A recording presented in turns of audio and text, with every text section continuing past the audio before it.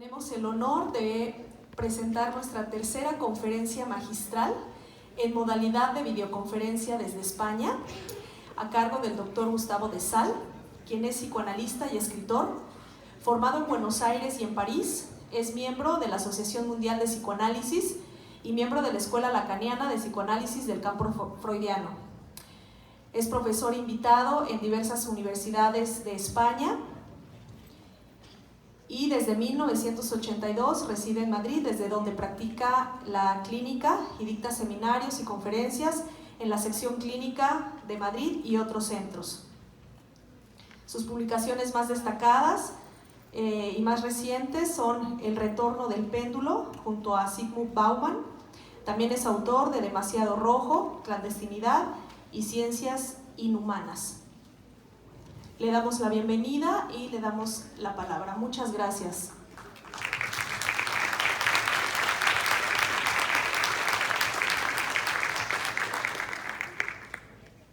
En primer lugar, quiero expresar mi gratitud por esta invitación. Realmente, a través de este medio me permite acercarme a ustedes. Mi agradecimiento al grupo Metoninia por la generosa invitación que me han hecho, en particular al doctor Alfredo Flores Vidales, con quien no he tenido un encuentro personal, pero hemos intercambiado algunos correos electrónicos, y también, por supuesto, a la Universidad de Ciencias y Artes de Chiapas, que ha albergado este encuentro sobre instituciones, psicoanálisis y posmodernidad. Le agradezco además al doctor Flores que me haya dado la oportunidad de escoger entre las distintas modalidades temáticas, una que en particular me gusta bastante, que es efectivamente toda la problemática de lo que es el estatuto contemporáneo del objeto. Si en algún momento se produce alguna interferencia, alguna dificultad en la audición, por favor que me lo digáis. De momento me seguís viendo. Sí, perfecto.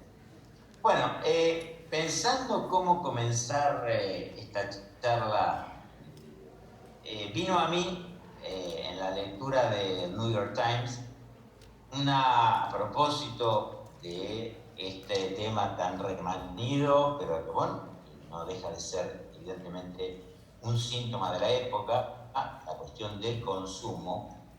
Un artículo bastante simpático que comenzaba con una anécdota, en principio trivial, pero que me pareció que era un buen punto de partida para introducir algunas cuestiones relativas a este título, Instrucciones para engatusar el deseo mediante el uso de la demanda. Un título que no es más que una excusa para poder transmitirles a ustedes algunas ideas y que, bueno, espero que si puedo dejarles algunos interrogantes al respecto, despertar el interés, creo que voy a dar por bastante satisfecho.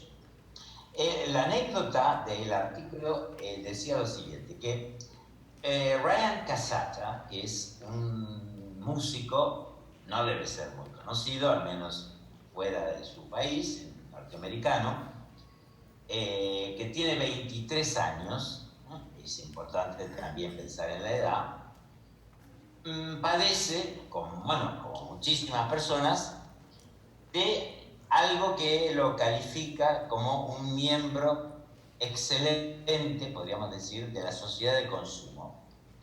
Porque es alguien que compra compulsivamente por Amazon. No es algo muy original, por supuesto.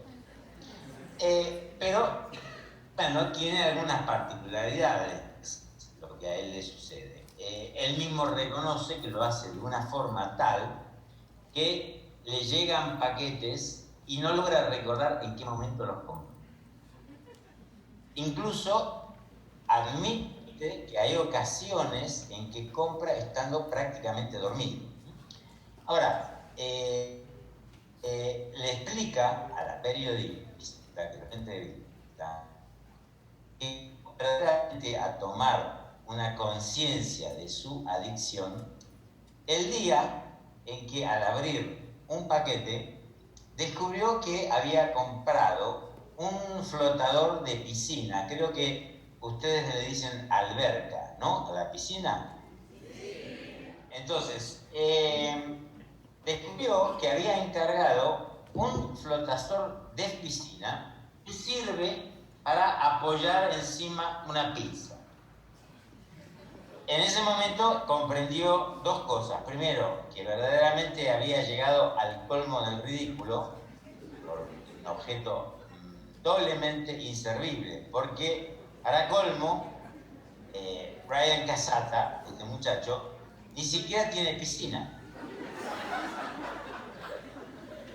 Bueno, veo que se escucha, me alegro. La anécdota es divertida, pero al mismo tiempo la comento porque me permite lanzar, digamos, algo que a título de interés personal, ya desde hace varios años, me convoca, que es el estudio de la interacción entre las tecnologías, en plural. Es importante porque solemos hablar de la tecnología y eso es una atracción. No, las tecnologías, la dinámica actual del mercado y los mecanismos sujetos.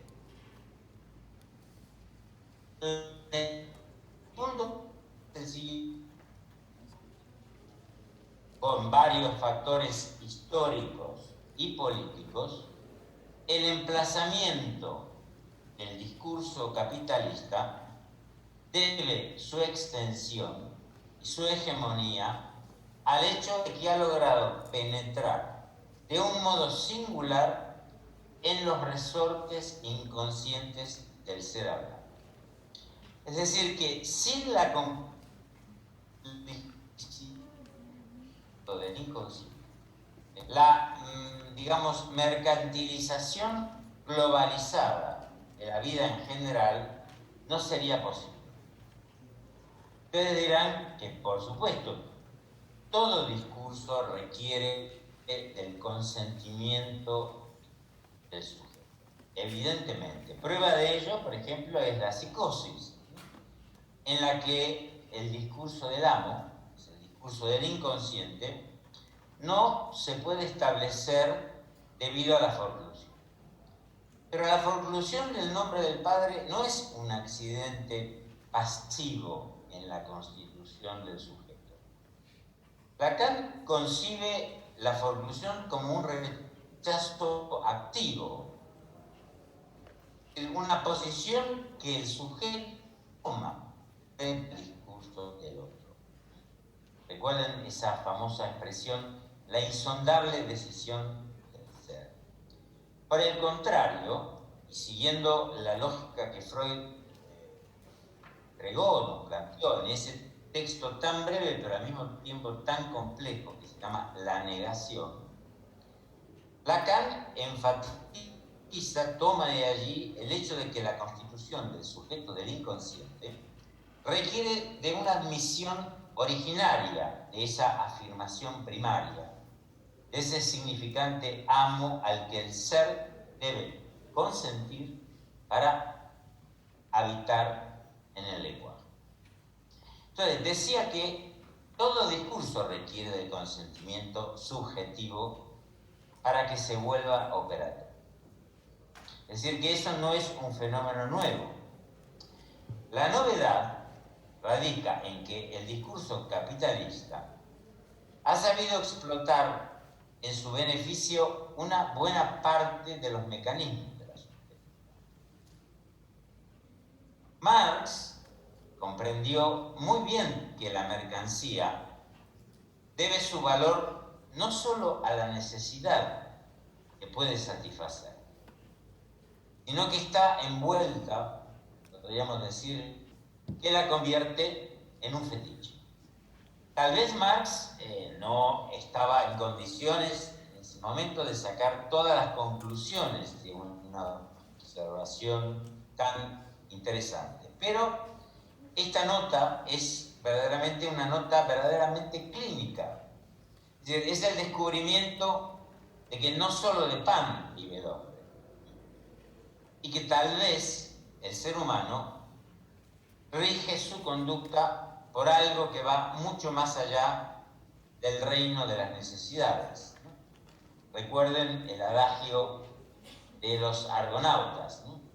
Navegar es necesario, no es necesario vivir. Entonces, Brian Casata no necesita el flotador para la pizza. Podríamos entonces decir que lo ha deseado. Bueno, lo que es cierto es que lo ha pedido, de eso no hay duda, incluso a pesar de que lo haya hecho en un estado, digamos, crepuscular de su conciencia. Pero necesidad, demanda y deseo, como ustedes saben, son tres términos que el psicoanálisis distingue.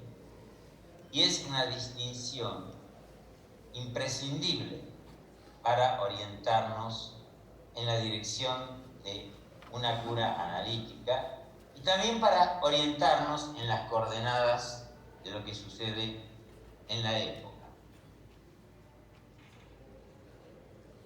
El sujeto tiende a confundir estas tres cosas.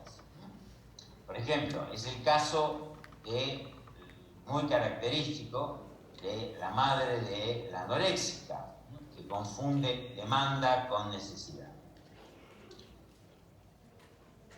Muchas veces el sujeto cree que el objeto que demanda puede satisfacer un deseo y al mismo tiempo se comporta, mejor dicho, como si esa demanda tuviese el carácter imperativo e irrenunciable de la necesidad. Ahora bien, si el discurso capitalista trae algo nuevo, es que gracias a una tecnología muy sofisticada puede obtener importantes beneficios de estos tres conceptos, porque logra manipularlos de tal modo que cumple uno de los objetivos fundamentales del mercado, que es obtener eso que los términos actuales se llama la fidelización, ¿no? Esas tarjetas que a uno le dan. La fidelización, es decir, asegurar lo que en nuestros términos podríamos nombrar como una adherencia libidinal a un determinado objeto. O dicho, en otras palabras, una fijación pulsional. Para comprender todo esto un poco mejor, y a riesgo de que quizás pueda tocar temas que algunos conocerán demasiado bien, pero pensando en que otros no tanto, quisiera hacer un muy breve repaso para la cuestión, algunas de las cuestiones elementales que el psicoanálisis ha descubierto respecto de la función del objeto. De los cuatro elementos que Freud enumera como constitutivos de la estructura de la pulsión, el objeto es efectivamente el más variable, porque no se halla enlazado a la pulsión de forma original. Esta afirmación de Freud, que en apariencia es sencilla, al mismo tiempo entraña una extraordinaria subversión respecto de todo lo que la psicología, las ciencias y por supuesto la opinión corriente también hayan podido concebir acerca de las experiencias. Esto significa que para satisfacerse la pulsión requiere el auxilio de un objeto con el cual no se halla vinculada de una forma natural o automática, como sería caso de un instinto que busca un objeto específico que ya está predeterminado por patrones fundamentalmente de carácter genético. Claro que el objeto pulsional debe poder articularse a la satisfacción, pero basada en el modelo de ciertos objetos primarios, como por ejemplo el seno, las feces, toda una serie de sucedáneos puede funcionar de manera equivalente.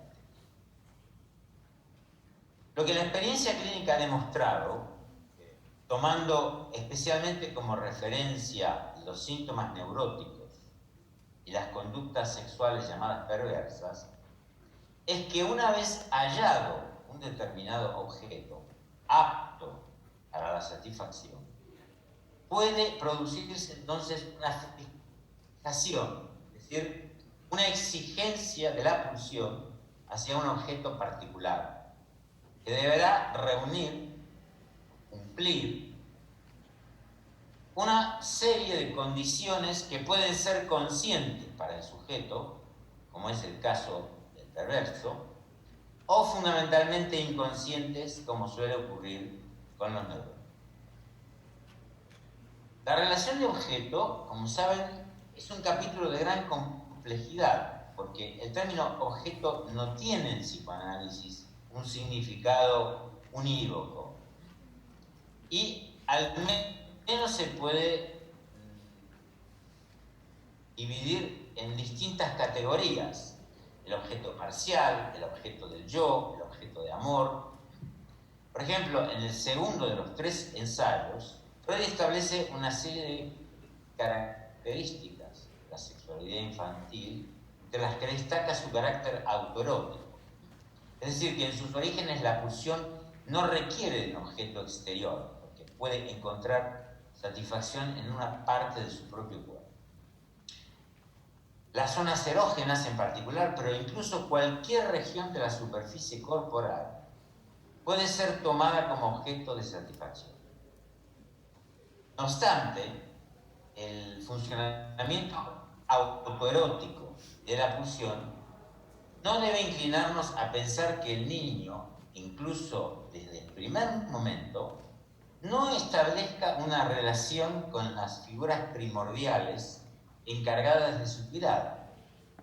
Es una relación que se establece muy tempranamente, desde el momento en que los primeros llamados del niño lo incorporan a esa relación simbólica que instala el lenguaje, que es modulada conforme a las satisfacciones pulsionales preponderantes en cada estadio del sujeto.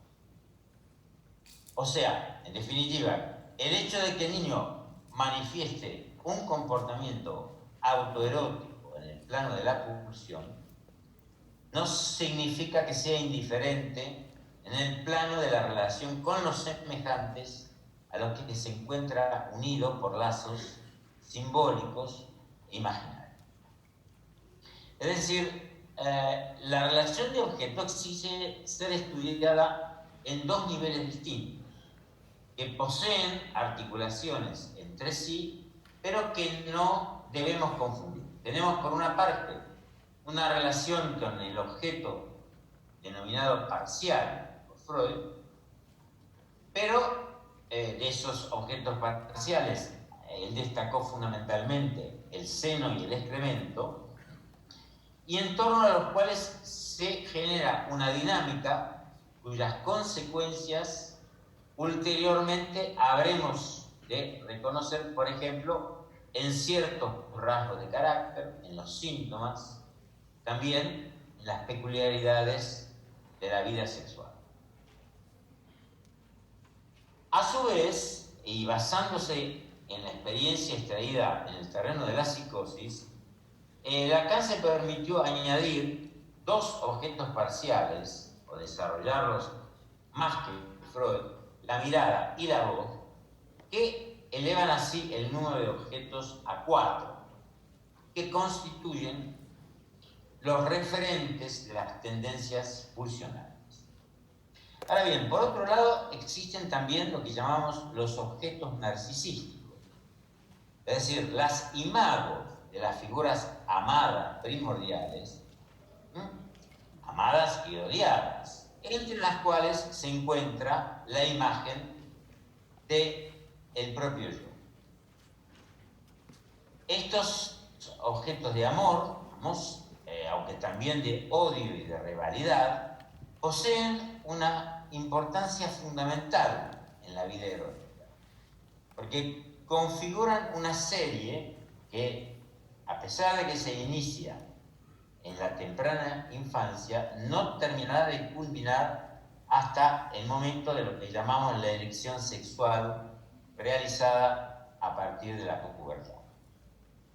Es decir, la elección de objeto, como ustedes saben, en ningún caso constituye una conducta que obedece a impulsos de carácter instintivo, ya se trate de un objeto heterosexual como homosexual. Es decir, es tan complejo para el psicoanálisis explicar por qué se produce una elección homosexual, tan complejo como explicar por qué se produce una elección heterosexual. Es decir, debemos tener siempre presente la importancia del objeto en aquello que, digamos, siguiendo a Freud, calificamos como la economía libidinal del sujeto. Tenerlo presente, entre otras cosas, para no caer en posiciones ideológicas o moralistas respecto del consumo. Porque los psicoanalistas no estamos para recomendar nada. Primero porque no sabemos absolutamente nada sobre lo que podríamos denominar el buen objeto. Y por otra parte, porque sí sabemos algo fundamental, y es que entre el sujeto y su objeto no hay nunca una acomodación armónica. Es decir, el objeto siempre es disonante respecto del placer que de él se espera. El objeto jamás puede asegurar la satisfacción. Es decir, en síntesis, que todo objeto está destinado en el fondo a fallar la expectativa de goce que el sujeto espera. Si el psicoanálisis descubrió el deseo a partir de la experiencia de la histeria, es porque la histeria puso de manifiesto, quizás como ninguna otra estructura, el carácter insatisfecho del deseo. Es precisamente eso lo que el mercado ha sabido capitalizar, pero desde siempre. Solo que ahora existen sistemas muy bien desarrollados para explotar esta condición del sujeto humano y emplearlo como un motor económico. Como saben, las redes sociales se han convertido en el vehículo principal de socialización y búsqueda en el plano amoroso y sexual. Tras un periodo inicial, hace unos pocos años, en que estas páginas de citas estaban más bien frecuentadas por personas que supuestamente podían presentar alguna clase de dificultad en su vida social, hoy en día estas aplicaciones de contacto se han multiplicado, se dirigen a todo el espectro de personas, de edades, y abarcan una variedad de usuarios al punto de que prácticamente se está convirtiendo en el método casi por excelencia para buscar pareja. No existen estudios fiables sobre los resultados, es decir, desconocemos qué porcentaje de contactos y citas devienen relaciones luego reales continuadas. Esto, por supuesto, no significa absolutamente nada. Tampoco tenemos datos sobre las estadísticas de relaciones generadas a partir de los llamados métodos, entre comillas, tradicionales, ¿no? Pero lo que sí vale la pena señalar es que la tecnología aplicada a la vida amorosa y sexual introduce, entre otras cosas, una variante cuyos efectos son muy visibles. Es decir, el hecho de que la posibilidad de someter la búsqueda del partener a un procedimiento de filtrado, ¿no?, más o menos semejante al de cualquier producto de venta online, ¿no? Color, tamaño, texto, etc. Eso permite alimentar la fantasía de fabricar a alguien a la medida de nuestros sueños. Por lo menos de desear encontrar ese complemento ideal, es decir, ese ser que no habrá de decepcionar. Por supuesto, aunque no hay nada confiable en el plano estadístico, el psicoanálisis ha descubierto algo cuyas consecuencias son decisivas porque revelan una parte fundamental de las peculiaridades humanas en materia de amor y de sexo. Es decir, que con independencia del curso que siga un encuentro amoroso y sexual, la cita es siempre fallida. Es decir, lo es incluso en los casos más felices, en aquellos en los que parece haberse conquistado una armonía duradera. La cita siempre es fallida, porque entre el sujeto y el objeto de su elección existe una fractura inevitable, una inadecuación insalvable. Ningún objeto es capaz de restaurar por completo el mito del paraíso perdido, de la satisfacción, digamos, originaria de la que hemos sido desalojados para siempre, por la sencilla razón de que en verdad nunca es. Aunque esa satisfacción sea un sueño tan antiguo como la humanidad misma, eso no impide que en cada sujeto se repita el secreto anhelo de volver a encontrarla. Y en ese sentido, Internet es un espacio privilegiado donde se promete la realización de los deseos, ¿no? Es la versión, digamos, ultramoderna de las creencias mágicas, ese pozo donde podemos arrojar la moneda de la suerte, la lámpara de la que brotará el genio que se ponga a los pies de nuestras fantasías. Más aún, como ustedes saben, Internet también es el lugar donde muchos encuentran una familia alternativa. Probablemente Steve Jobs no fue plenamente consciente de lo que acababa de inventar cuando dio a conocer al mundo la existencia del primer iPod. Sabía que estaba a punto de producir una tremenda conmoción en el mundo tecnológico, pero evidentemente todavía era muy pronto para predecir el alcance que supondría. Eso sucedió hace tan solo poco más de 10 años.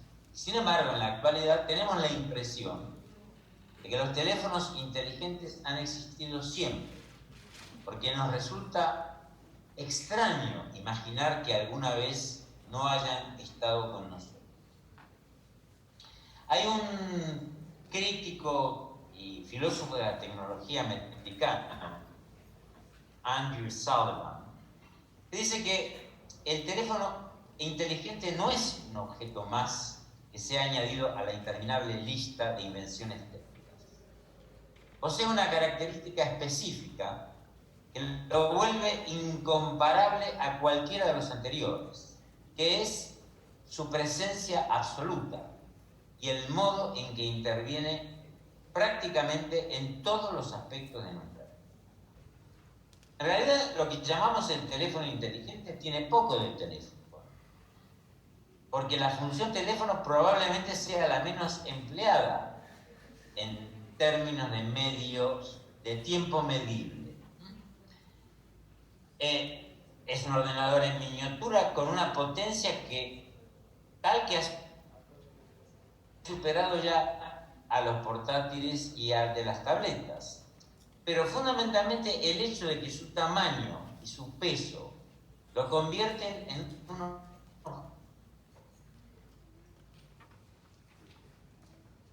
permite añadir algo más.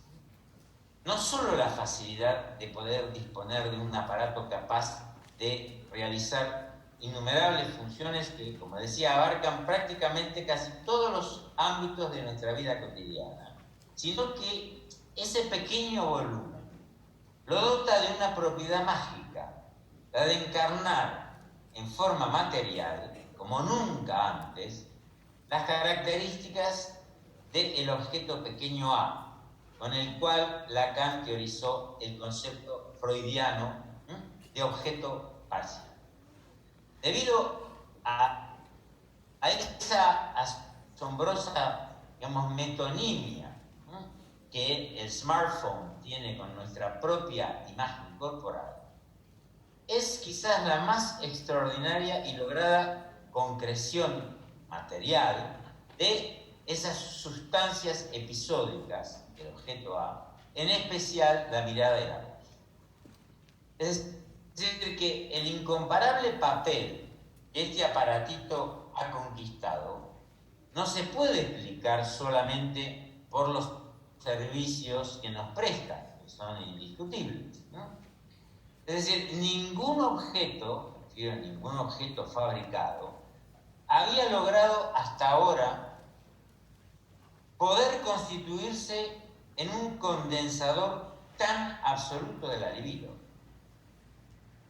El ejemplo es muy simple, la forma de demostrarlo. Podemos estar un día entero o más, incluso, sin coche, sin compañía, sin la familia, sin la pareja, sin ver la televisión, sin ver un libro, sin escuchar la radio.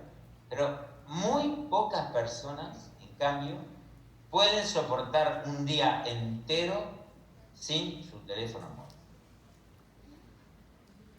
Hay algo interesante en la lengua inglesa, porque los que llaman los geeks, que son las personas que están obsesionadas con la tecnología, utilizan una expresión que nos viene de perlas a nosotros para pensar algunas cuestiones, para referirse al hecho de tener que limitarse o verse limitados en el uso del teléfono.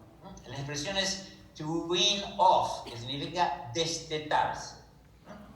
Se sienten destetados cuando se los priva del uso del teléfono móvil. En el año 1971, el sociólogo Herbert Simon fue el primero en emplear el término economía de la atención, de la atención, para referirse al hecho de que en un mundo rico en informaciones se alimenta de un bien muy escaso que es la atención. La economía de la atención es posiblemente la rama de la economía de mercado capitalista más importante en la actualidad, puesto que toda la producción depende de las técnicas cada vez más sofisticadas para explotar una mercancía, a la vez tan valiosa como proporcionalmente pequeña, que es la atención humana. El sistema perceptivo es incapaz de procesar la abrumadora cantidad de información que recibe cada segundo. Por ese motivo, la economía de la atención está destinada a extraer el máximo rendimiento de esa facultad humana tan frágil, y lo hace mediante una sofisticada combinación de estudios sobre el comportamiento de los consumidores y la creación de recursos informáticos capaces de actuar como un cebo, como un señor. A partir de Internet y del potencial infinito que supone el acceso instantáneo a los consumidores, la tecnología de la publicidad ha penetrado aún más en la dinámica del sujeto. Es decir, que el campo freudiano, con el que designamos el hábitat del sujeto del inconsciente, tal como Freud y Lacan lo elaboraron, ya no pertenece solamente a los psicoanalistas. Ha sido literalmente invadido por un verdadero ejército de ingenieros lingüistas, psicólogos, expertos en la conducta, toda clase de disciplinas que se ocupan de la felicidad, la motivación y de los mecanismos ocultos que rigen los deseos, las preferencias, los hábitos y las defensas de los seres humanos. El propósito es bien claro: sacar a la luz los resortes que movilizan la atención humana.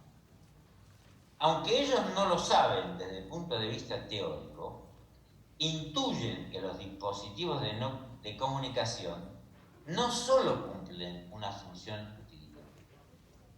La tecnología puede muy bien estar al servicio del cumplimiento de necesidades prácticas que son indiscutibles, pero el modo en que ha penetrado en nuestras vidas, o mejor dicho, el modo en que nuestras vidas han sido apresadas con todo nuestro consentimiento en las redes de la tecnología digital, demuestra que hay algo más. Muchos de los que han contribuido a modelar, a crear el mundo contemporáneo, lo saben, en especial aquellos que hoy en día comienzan a cuestionar la incidencia de una revolución de la que ellos mismos han sido los artífices. Me refiero a todo un conjunto de ingenieros que en Silicon Valley están constituyendo grupos para poner en cuestión aquello que ellos mismos han inventado, preocupados por las consecuencias sintomáticas que eso puede traer en el plano social e individual. Probablemente para quienes me escuchan el nombre de Justin Rosenstein no les significará nada. Sin embargo, es nada menos que el tipo ingeniero que en el año 2007, fíjense, estoy hablando de 11 años atrás, no 100 años atrás, inventó el botón like para Facebook. Eso que se ha incorporado en nuestras vidas y que tampoco podemos imaginar que no haya existido desde siempre. Justin Rosenstein, él dirige ahora, ha abandonado desde hace unos años Facebook, y dirige su propia startup que está destinada a crear ideas para que los usuarios puedan salirse de las redes adictivas del mundo digital. Por supuesto, para enseñar esto a las personas, ha creado una red digital, ¿no? Él reconoce que, al igual que cualquier otra forma de adicción, la tecnología contribuye a lo que él denomina una atención parcial constante, es decir, la imposibilidad de concentrarse de manera fija en una tarea, en un momento, en una situación. Si el botón like tuvo un éxito salvaje, su propio creador lo denomina así, es porque manipularlo aporta algo más que entrar en una supuesta conexión con los otros y establecer un lazo social. Del mismo modo, razona otra persona, Doreen Bridger, que es nada menos que la inventora de ese mecanismo que se llama pull to refresh, eso que hacemos en la pantalla del móvil, que es darle al dedito para abajo para que se actualice la información. Bueno, ese gesto de deslizar la pantalla hacia abajo, esa forma que a veces observamos, esa forma compulsiva de pulsar el botón like o de refrescar la pantalla permanentemente, aporta sin duda un goce en sí mismo. Y la creadora de esa tecnología lo sabe perfectamente. Dice que en su momento esa invención fue un cambio importantísimo para actualizar la información en muchas aplicaciones. Pero hoy existe una nueva tecnología que debería haber superado a la que él inventó. La tecnología de las notificaciones push-up, que sin que nosotros hagamos nada, nos envía la actualización y la información.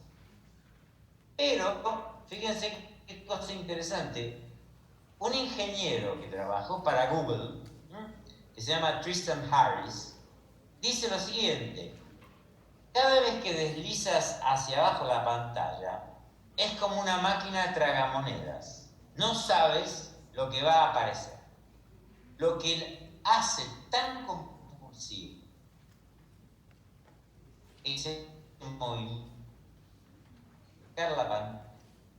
Escuchen bien, es precisamente la posibilidad de la decepción. Aquí tenemos que admitir que Harris está efectivamente en el clavo, porque intuye el papel que juega en todo esto la posibilidad de la decepción, es decir, eso que en nuestros términos calificamos como un menos de goce. Ese menos de goce que pone en marcha el mecanismo de repetición. Es decir, que la tecnología de la comunicación explota en beneficio de la economía de la atención la compulsión del usuario a chequear constantemente la pantalla de su móvil para verificar si ha recibido alguna notificación o mensaje. ¿Cómo se logra esto? Bueno, existen distintas técnicas para inducir el sentimiento de que si no estamos constantemente atentos al móvil, corremos el riesgo de, entre comillas, perdernos algo. Es un sistema que, claro, es un sistema que alimenta el repudio de toda dimensión de la castración y el convencimiento de que se puede tener todo. Claro, es fundamental asegurar que el sujeto haga del lazo virtual el modo social por excelencia. Estas nuevas condiciones son perfectas para la prosperidad de eso que se llama la obsolescencia programada. Y ahora sabemos que se refiere al hecho de que el diseño y la fabricación de un producto tiene que realizarse con el fin de asegurar su corta vida, obligando, por supuesto, al consumidor a empeñarse en un ciclo de gasto encadenado. Pero nos quedaríamos cortos si solo viésemos en la obsolescencia programada un fenómeno meramente técnico al servicio de una política de mercado. Es mucho más que eso. La obsolescencia programada es un concepto filosófico, tal vez uno de los más importantes de las últimas décadas. Es una metáfora del tiempo en la modernidad tardía, un auténtico reflejo de cómo en el capitalismo actual nos nutrimos de algunos elementos claves de la subjetividad humana, sobornándolos en su beneficio. El deseo es constante en su insistencia, pero su satisfacción siempre es paradójica. Soñamos con una satisfacción que nos colme y, si acaso la alcanzamos, es solo para descubrir lo efímero de su duración. Deseamos eso y a la vez sentimos que en verdad esperábamos otra cosa. El deseo no se contenta jamás con su objeto. Se afana en una búsqueda siempre imposible, roza tangencialmente su meta y se empecina en avistar un más allá, por lo general, disperso e innombrable.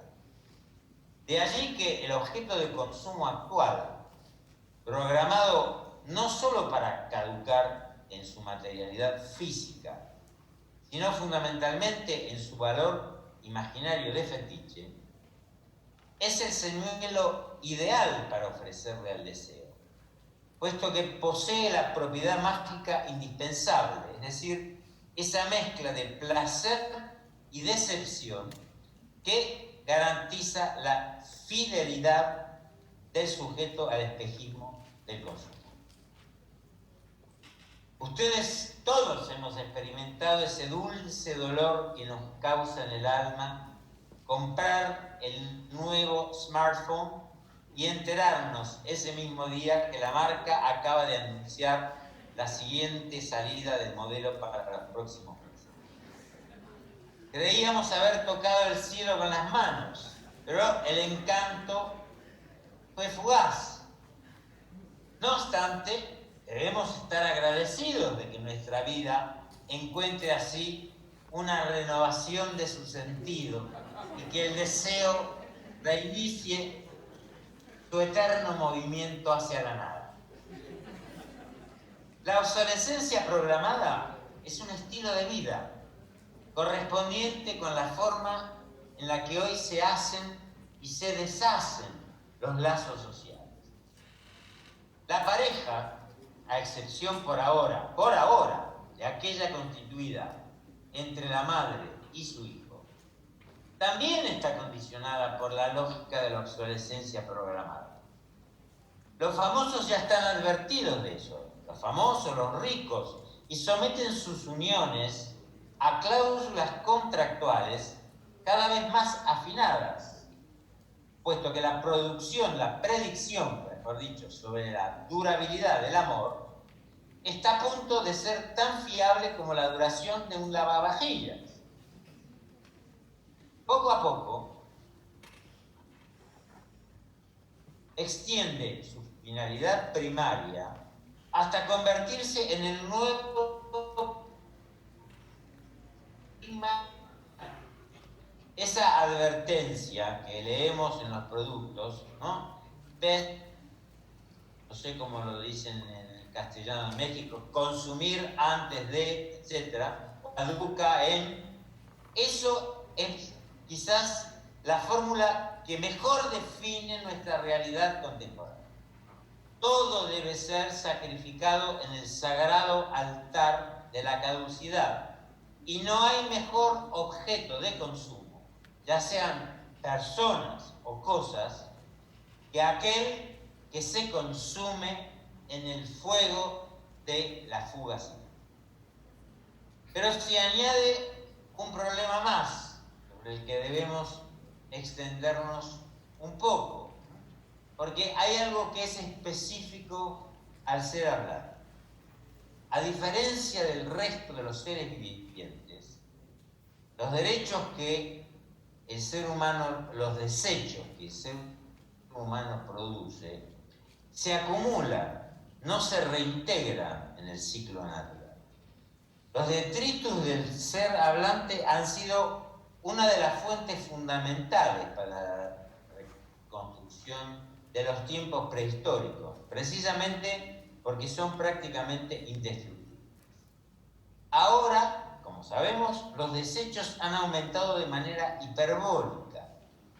El inmemorial horror al vacío hoy cobra una intensidad nunca antes conocida.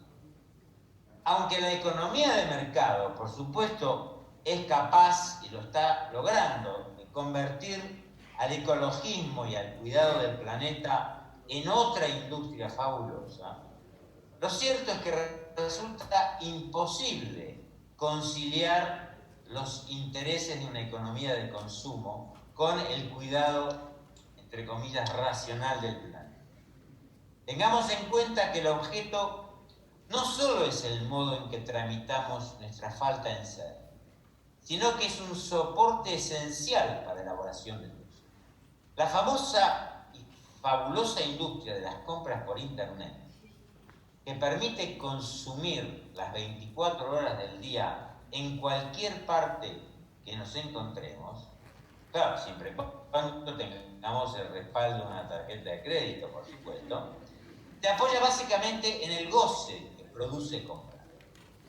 Los expertos en las técnicas de venta han descubierto, además, que el ciclo de la satisfacción comprende asimismo el hecho de que al comprar online, a diferencia de la compra física real en una tienda, claro, el producto no se obtiene de inmediato. La compra online impone una demora que aunque Amazon la ha reducido casi al mínimo, claro, esa demora sí existe. Y la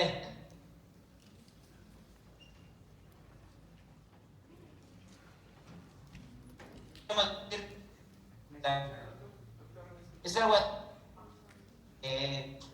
el placer preliminar del que hablaba. El éxito de una compañía como Apple radica, entre otras cosas, en la extraordinaria capacidad para el justo equilibrio entre la satisfacción y la insatisfacción. Doctor, ¿me escucha, doctor? Que genera Doctor de Sal, ¿me escucha? Doctor, se está cortando y estamos perdiendo estas preciosas palabras que usted está emitiendo ahorita. Quisiéramos que se regresara un poco a ver si la transmisión es mejor. A ver, sí, vamos a ver, voy a ir un poquito para atrás. A ver, estaba en el término de los seres humanos que generan un tipo de detritus completamente distinto, puesto que no se reincorporan al ciclo natural. ¿Hasta ahí me habéis escuchado? Sí, bien, ahí puede continuar. Va. Les decía que los expertos en técnicas de venta descubrieron que al comprar online, ¿esto lo habéis escuchado? Bueno, lo voy a repetir. Nuevamente, que por al favor. comprar online, a diferencia de la compra que se hace en la realidad, en una tienda. ¿Hola? Sí. Hola. Sí, adelante. ¿Sí? Sí. A diferencia de la compra que se realiza en una tienda real, la compra online impone una demora, que aunque se ha reducido muchísimo gracias a los servicios de entrega de Amazon, sigue existiendo todavía. Y esa expectativa, ese tiempo entre la compra y la recepción del producto, los expertos en marketing han descubierto que eso proporciona un plus de goce, una satisfacción añadida. Por eso decía, en nuestros términos podríamos llamarlo el placer preliminar. Es decir, que la expectativa que se genera en tanto todavía no hemos recibido el producto, esa expectativa forma parte del circuito libidinal que se ha puesto en marcha. ¿Te has escuchado? Sí, se oye bien. ¿Hola? Sí. ¿Nos escucha usted? Bueno. ¿Te has escuchado? Sí, lo escuchamos. ¿Usted nos escucha? ¿Nos escucha, doctor? Sí, los escucho entrecortados, pero sí. Estamos escuchándolo bien. Bien. Es decir, que el éxito, por ejemplo, de una compañía como Apple radica en la extraordinaria capacidad para evaluar el equilibrio justo entre la satisfacción y la insatisfacción que generan cada uno de sus productos. Esto está perfectamente calculado, es decir, así como hay un grupo de ingenieros que trabajan en el software y el hardware del aparato, hay todo un grupo de expertos que son los que van, digamos, a establecer hasta qué punto el nuevo modelo tiene que producir una cierta satisfacción, porque es necesario también que se introduzca la dimensión de la insatisfacción, ¿no? Es decir, que el sujeto esté contento, pero no del todo contento. De manera que la promesa de un nuevo objeto, que ya se anuncia a partir del momento Es decir, dentro de pocos días hay una keynote en San Francisco donde se van a presentar los nuevos modelos de iPhone. Ese mismo día, la alegría estará empañada por la idea de que todo el mundo sabe que el próximo teléfono que compremos instantáneamente ya quedará empañado por la promesa de uno nuevo que nunca llegaremos a tener, porque cuando lo tengamos habrá otro. Un poco como la carrera de Aquiles con la torre. A ver, ¿qué es lo que hay exactamente de nuevo en todo esto? Porque ustedes podrán decir, bueno, pero esta insatisfacción es una ley del sujeto de la palabra. Pero hay algo nuevo. Según uno de los directivos de estudios de mercado en la Columbia University, Mark Cohen, la sociedad avanza hacia un número creciente de acumulación de objetos. Eso sí es algo nuevo.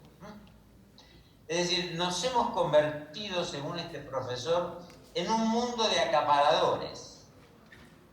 No obstante, cuando preparaba estas líneas para ustedes me acordé de una novela maravillosa de Sándor Márai que se llama La extraña.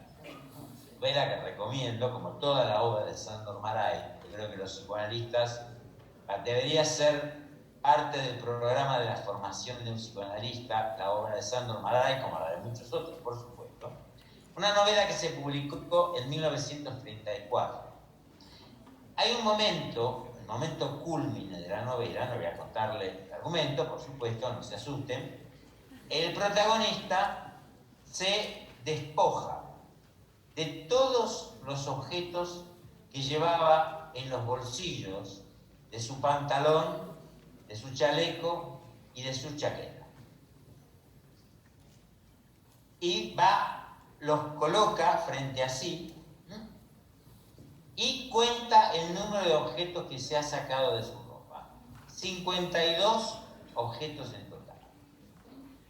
El profesor de la Universidad de Columbia hizo el experimento de pedirle a sus alumnos que se quitaran de su mochila y de sus ropas todos los objetos que llevaban consigo. El promedio dio la cifra de 43. Es decir, en el año 1934, un burgués llevaba en sus bolsillos casi 10 cosas más que hoy en día. En términos numéricos, llevábamos menos cosas en los bolsillos. Pero hay una diferencia que la lectura de la novela deja bien claro. Los objetos que el protagonista deposita delante de sí y que repasa mentalmente, cada uno de ellos evoca una serie de reminiscencias que a él le permiten reconstruir una historia. Y Márai lo expresa con una belleza muy sencilla. Dice, esos objetos no los había reunido él, sino la vida.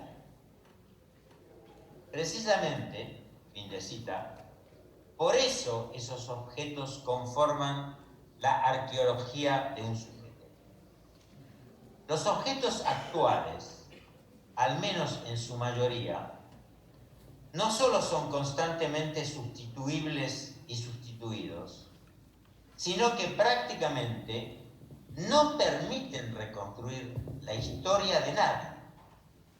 Es cierto que el historial de compras de Amazon traduce un perfil electivo que permite a los algoritmos anticipar lo que el sujeto puede llegar a demandar. Pero la lista de deseos, esa que encontramos en todas las páginas de compras, la lista de deseos en realidad es la lista de los objetos de la demanda, porque la causa del deseo no es traducible en el plano imaginario. Aún así, podemos reunir el tiempo pasado y el tiempo presente, porque queda perfectamente claro que el ser hablante es el único viviente que no puede existir sin la compañía de sus objetos. El bolsillo de los marsupiales solo se utiliza para llevar a la cría, pero el bolsillo de los humanos necesita llenarse para tratar de suturar inútilmente la división subjetiva, esa falta en ser que especifica al ser hablante. Es decir, Lacan llevó a cabo una operación fundamental que consistió, digamos, en mostrar que toda consideración respecto del objeto en psicoanálisis debe comenzar por su vaciamiento. Es decir, del mismo modo que Lacan hizo del sujeto un lugar vacío, postuló el axioma de una falta originaria de objeto. Es decir, que el objeto es en su estatuto primario también un lugar vacío.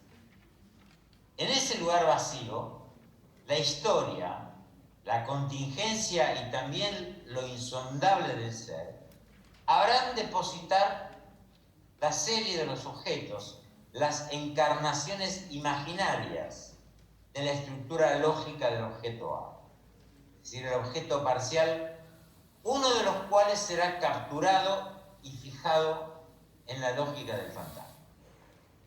La industria permite hoy replicarlos al infinito, y a diferencia de la época del protagonista de Sándor Márai, todos son perfectamente desechables y reemplazables porque no valen absolutamente nada. Nadie conserva un iPhone durante 30 o 40 años como se guardaba una pitillera de plata o un par de gafas de nada. No lo digo en un sentido ni moral ni ideológico, puesto que el psicoanálisis se mantiene a distancia de tales consideraciones. La diferencia estriba en el crecimiento ilimitado de los objetos. Tal vez sea la demostración de que cada vez necesitamos más cosas para apuntalar el sentimiento de despojamiento y de fragilidad subjetiva que caracteriza el tiempo presente. Doctor, tenemos que ir finalizando para pasar a preguntas. ¿Podrá usted ir haciendo un cierre? Muy bien. Voy a adelantarme un poco para ver cómo podemos finalizar. La voy a finalizar con una observación. Ustedes saben que existe algo que circula mucho en las redes sociales, ¿no?, que se llama los unboxing videos. O sea, esos vídeos donde se ve a una persona que abre un paquete y que saca una galma, un objeto precioso que ha comprado. Esos vídeos pueden llegar a tener 1 millón de seguidores. Y uno se pregunta, ¿por qué a alguien le puede interesar mirar en YouTube cómo una persona abre un paquete y saca algún producto, generalmente alguna tontería que ha comprado? Bueno, esto nos vuelve, digamos, a la hipótesis central, digamos, de mi exposición. Es indudable que la tecnología introduce conductas nuevas, así como síntomas que se añaden a los clásicos. Pero de momento no ha fabricado un sujeto nuevo, sino que explota los mismos recursos psíquicos que han existido siempre. La diferencia es que los sistemas que hoy se emplean para contactar con el fantasma del ser hablante son mucho más sofisticados, por cuanto los algoritmos logran saber algo, no todo por supuesto, pero algo sobre el deseo del consumidor. Consiguen aproximarse a él, conmoverlo, seducirlo, crear un señuelo a su medida. Y la proporción de fracaso no está muy lejana del fracaso que todo objeto está destinado a producir. Recuerden que Lacan dijo en alguna parte, el objeto es un fracasado, refiriéndose al hecho de que está condenado a no cumplir nunca con la expectativa de satisfacción y completud. Si resulta tan difícil, y con esto culmino, si resulta tan difícil encontrar una alternativa duradera a ese extraordinario motor económico que ha creado el sistema capitalista, es porque hasta ahora no ha podido inventarse un discurso capaz de emplear los mecanismos del deseo y del goce para otra cosa. Algo es seguro, ningún otro sistema político, ni social ni económico logrará, si acaso eso sucede, logrará sustituirlo si no es sensible al modo en que el sujeto del inconsciente está constituido y cuáles son los principios que rigen la dinámica libidinal. La economía monetaria y la economía libidinal están estrecha e íntimamente vinculadas, y la astucia del discurso capitalista ha consistido en no forzar el advenimiento mesiánico de un hombre nuevo, no, ha consistido en explotar al sujeto real que ha existido desde siempre. Muchas gracias.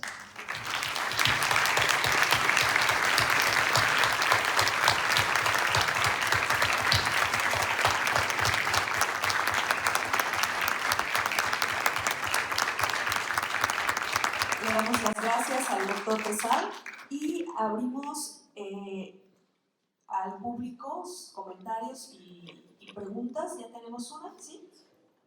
Bueno, pues primero darle las gracias, doctor Tetzal, por esta grata conferencia que tan amenamente usted nos ha compartido. Yo soy Alfredo Flores, el que ha estado en comunicación vía correo electrónico con usted. Encantado, Alfredo, un gusto de saludarlo. Igualmente. Y bueno, quiero decirle que, bueno, por un lado estamos muy contentos de que por lo menos por medio de esta videoconferencia hayamos podido tener contacto. Por el otro lado, apenados de no tenerlo, de no haber tenido la posibilidad de tenerlo acá, personalmente. Pero ya habrá el momento de que usted pueda estar acá con nosotros. Por lo menos es nuestro ideal. Seguro que sí. Bueno, voy a aprovechar esta ventaja que tengo de tener el micrófono en la mano para comentar alguna cosa y otra preguntarle.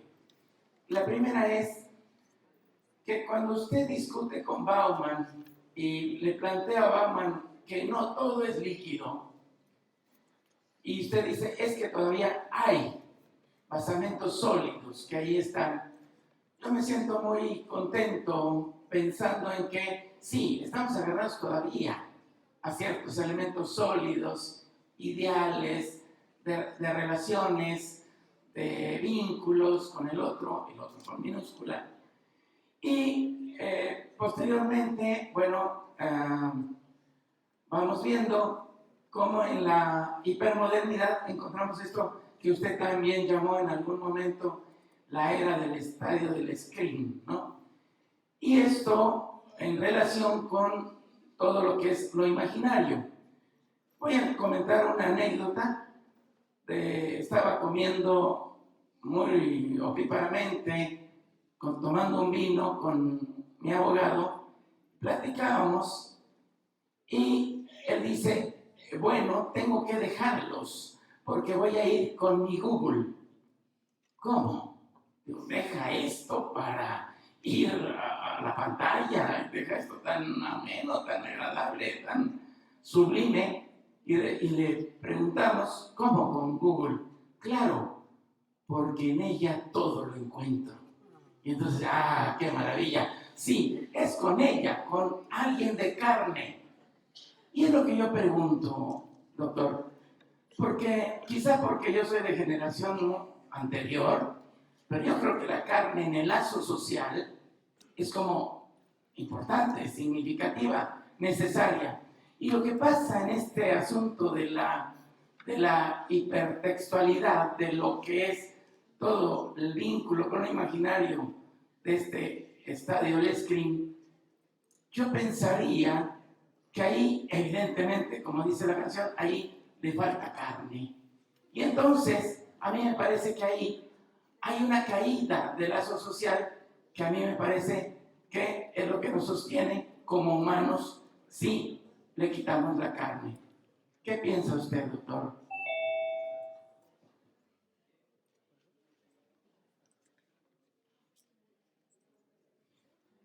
No sé si me escuchó lo último. Bueno. Sí, ¿me escuchó el final, doctor? Mire, a ver, a partir del momento en que su interlocutor dijo que se levantaba porque Google lo encontraba todo, sí. Ahí ya, lo siento, pero ya dejé de escuchar. Se cortó la comunicación. Bueno, repito esa parte.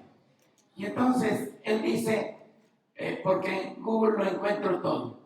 Y yo me devolvió el alma al cuerpo, porque dije, sí, su relación sigue siendo con la carne. Y a mí me preocupa mucho que cuando estas relaciones con la hipertextualidad, con lo imaginario de la pantalla en este estadio del screen, precisamente lo que se omite es la carne, y es donde ahí la relación deja de estar con ese otro con minúscula para la seguridad de esta relación virtual que se establece aún ahora en el sexting, por ejemplo, o en este sexo de lo virtual. Creo que ahí hay una rotura de lo que es el lazo social, que me parece que para hacer eso tiene necesariamente que tener ese vínculo con la carne. Y yo decía, quizá porque soy de generaciones pasadas, a lo mejor pienso eso, pero me parece que no podríamos, digamos, sostener un lazo social sin el otro de carne y hueso. Y le preguntaba, ¿qué piensa usted de eso, doctor? Bueno, he escuchado de forma entrecortada, pero creo que me parece haber escuchado al menos lo principal de su comentario. Y, a ver, efectivamente, en primer lugar, ¿ustedes me escuchan bien a mí? Sí, está. Se le oye muy bien. Me parece que efectivamente estoy de acuerdo en que algo, es decir, no por nada el concepto de presencia tiene una importancia fundamental en el campo de la concepción analítica de la subjetividad. Es cierto que efectivamente hay personas que tienden a sustituir los encuentros presenciales, ¿no? Podríamos llamar en carne y hueso, por encuentros virtuales. Bueno, esto puede constituir, es un síntoma. También es verdad que para muchas personas esto les ha permitido tener una vida. La expresión bendito Internet, yo se la he escuchado a muchos pacientes psicóticos, personas que no pudiendo soportar, ¿no? El sentimiento de la inminencia de lo real en el lazo social personal, encontraron en el vínculo la posibilidad de poder tener relaciones con los otros. Incluso tengo analizantes que utilizan el recurso de la virtual al tener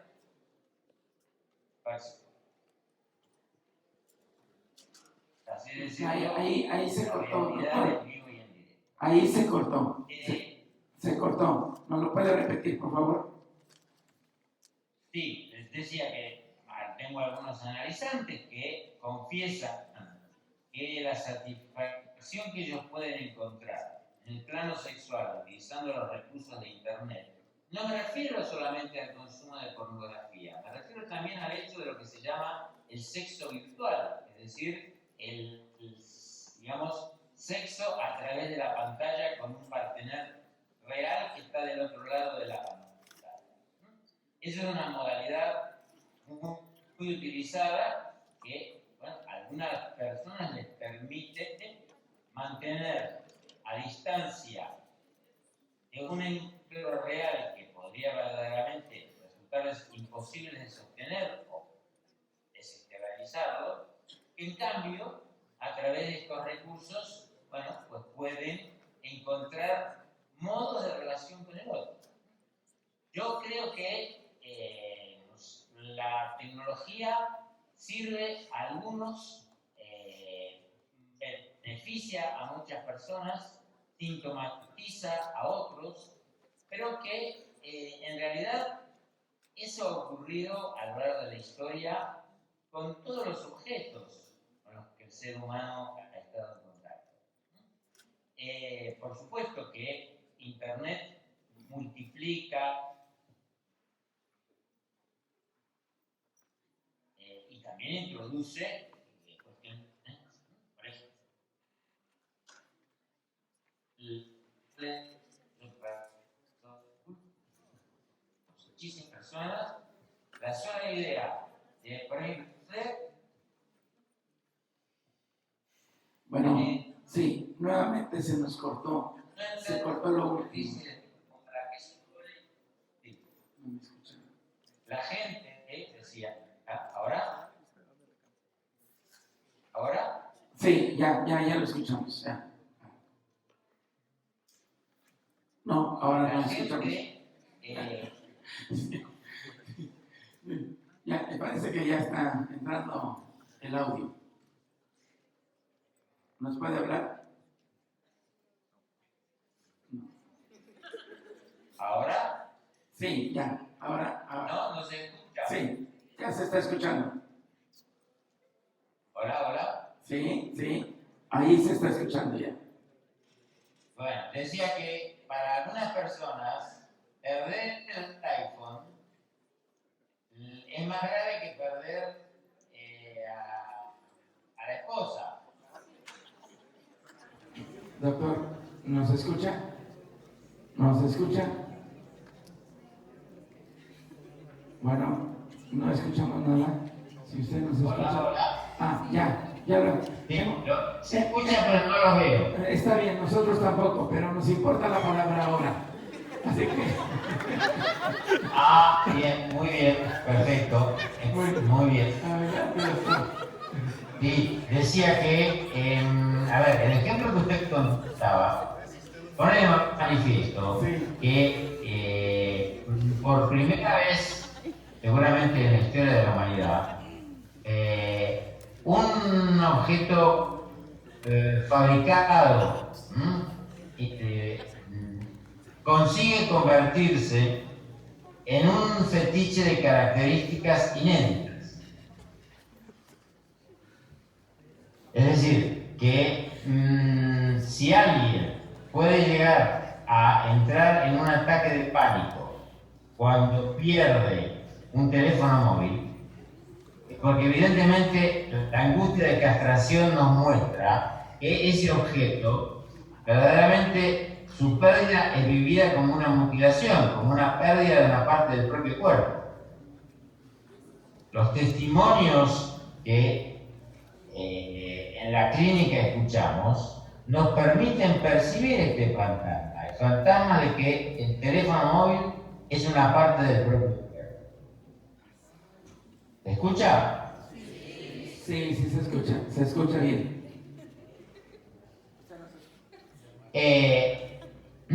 Y Y esto no es nada líquido, esto es bien sólido. Es decir, tiene la solidez de que efectivamente en un objeto, ¿no?, que forma parte de la serie de los objetos intercambiables, sustituibles, ¿no?, eso, digamos, puede verdaderamente funcionar como un condensador de goce.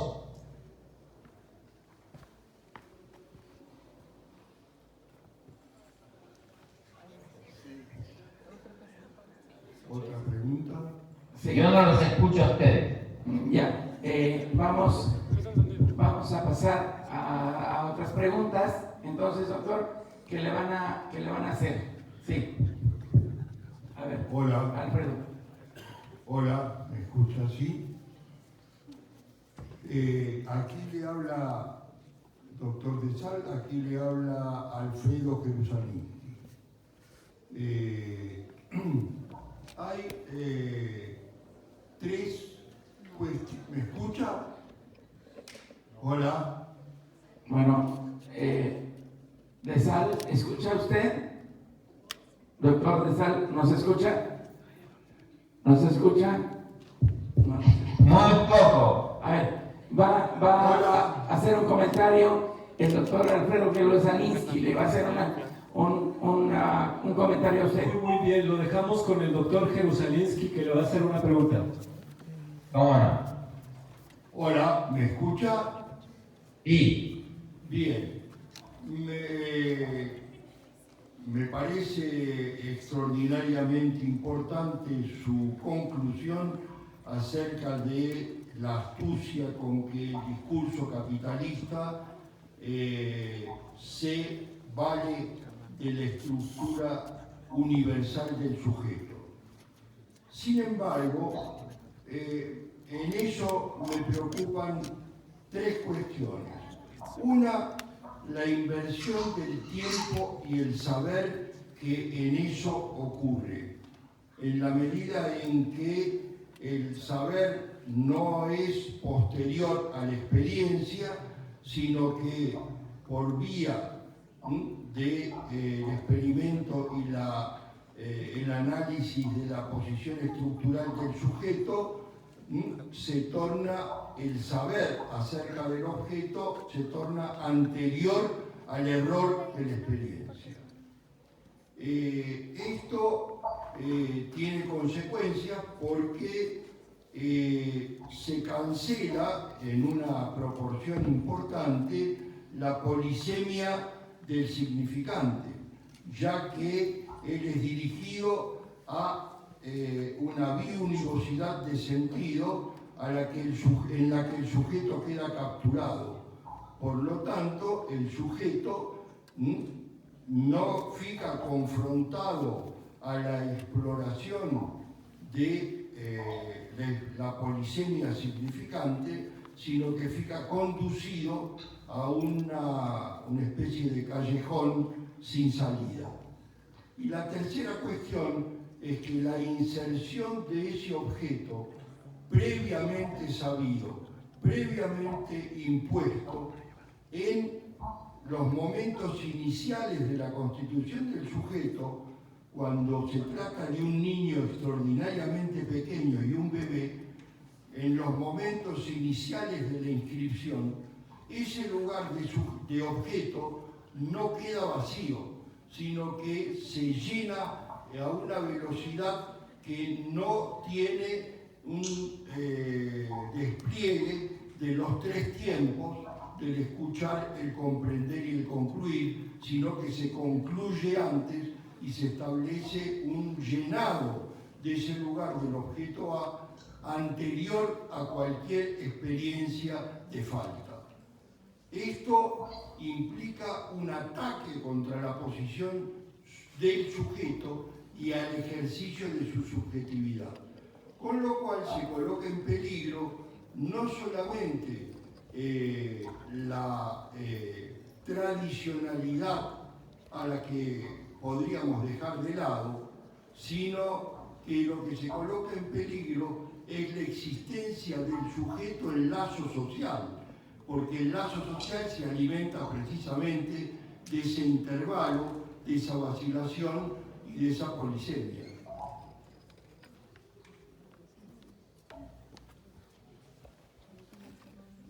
A ver, ¿me escuchan? Sí. Hay que decirle que sí, por el micro. Sí. Bueno, a ver, le agradezco muchísimo su comentario porque me parece que da usted en el clavo de 3 cuestiones que son fundamentales.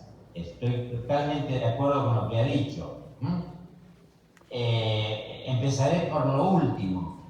Efectivamente, la diferencia entre la ciencia y la técnica, porque son, digamos, 2 terrenos que progresivamente se van distanciando cada vez más.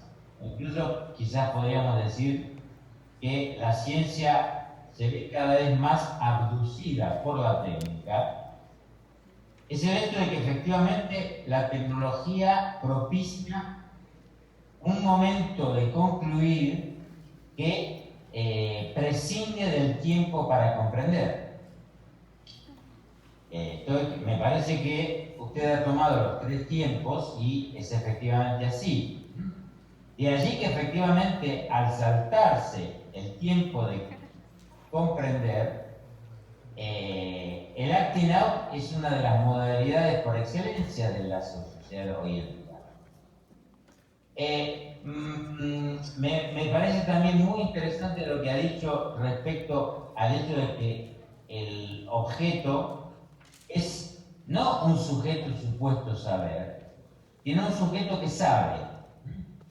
Es decir, es así como se introduce en la dinámica subjetiva, como un objeto que sabe. Google sabe, Wikipedia sabe, Siri sabe. Hay una reedición, digamos, hay como diría Max Weber, así como el capitalismo produjo un desencantamiento del mundo, ahora hay a través de estos dispositivos, hay como un reencantamiento, donde evidentemente se reintroduce la idea de que hay un saber previo, y que efectivamente sutura o tapona o bloquea el, como usted llama, el error de la experiencia. Es decir, a pesar de que efectivamente, más allá de que haya un intento de bloquear el error de la experiencia, también es verdad que lo real subsiste en la medida en que ninguna de estas cosas verdaderamente puede suturar la ansia del objeto, pero sí puede crear la ilusión de que se podía verdaderamente alcanzar eso. Es decir, son objetos con los cuales todo el mundo sueña un sueño que... ¿Sí? ¿Hola? Sí, sí. Todo el mundo sueña un sueño compartido. Media humanidad estará la semana que viene pendiente de esa conferencia que Apple va a dar para, digamos, lanzar ese nuevo objeto que se convierte evidentemente en un ícono, en una nueva forma de religión. La gente comparte, evidentemente, es como una misa gigantesca donde se comulga en torno a un objeto maravilloso que se promete casi de como la llegada del Mesías de este año. Con la diferencia que ahora el Mesías caduca al poco tiempo.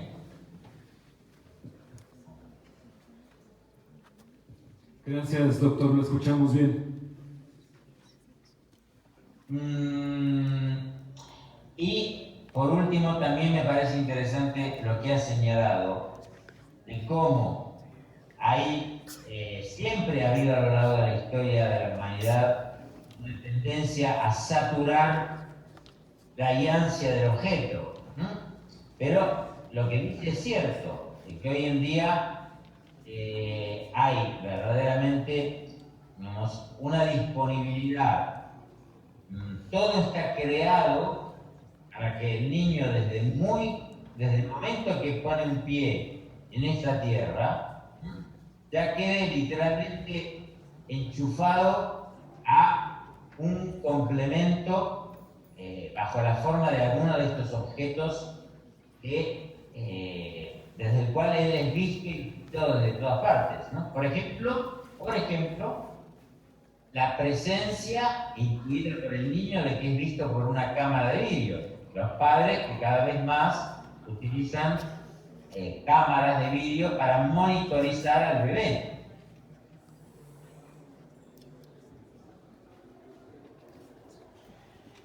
¿Se escucha? Sí. Tengo un artículo sobre donde he reflexionado sobre, por ejemplo, esa tecnología que permite colocar en el pañal de un bebé un chip para seguir todas sus constantes vitales. En el caso de que se produzca alguna alteración, suele una alarma. Es decir, el niño que es monitorizado, el niño que es visto y oído desde todas partes, eso, evidentemente que eso inaugura un estatuto completamente distinto de la forma en que el objeto interviene en la subjetividad humana. Doctor de Sal, me permito insistir en un lado de la cuestión que no mencioné. Es el hecho de que la entrada del niño, ya que no nacemos hablantes, sino que somos capturados por la anterioridad del lenguaje, pero esa captura se realiza a través de la inscripción.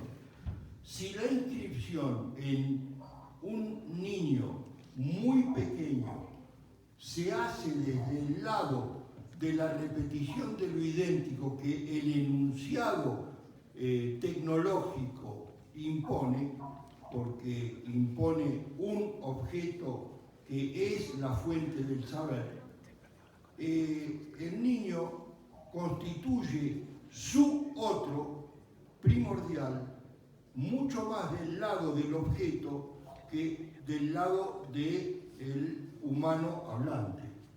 Por lo tanto, el lazo social queda directamente amenazado desde el inicio. Vamos a tener que cerrar aquí, doctor.